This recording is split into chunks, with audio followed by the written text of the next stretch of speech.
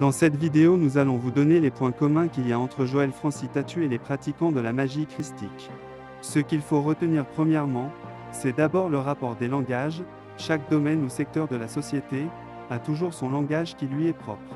Il s'avère que Francitatu a des langages étranges à la Bible et au christianisme. Il parle comme un pratiquant de la magie christique. La magie christique parle des énergies. Dans cette vidéo, je vais vous parler de l'éveil de la conscience christique. C'est une énergie qui est très présente en ce moment. Magie blanche, on travaille sur les énergies. C'est pour capter les énergies, pour capter les lumières. Joël Tatu aussi parle des énergies. La magie parle des codes christiques.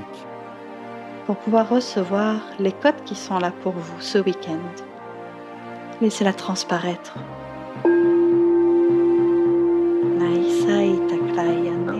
Entre autres, c'est pour une activation des codes christiques de votre féminin sacré.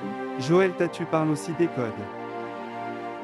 C'est quand on voit une réalité comme le parfum au ciel, et on voit cette même réalité sur la terre. Attention, attention, attention. Quand on utilise le parfum, les aromates ou même l'encens, attention, même si on n'a rien fait, on prédispose l'environnement déjà à recevoir.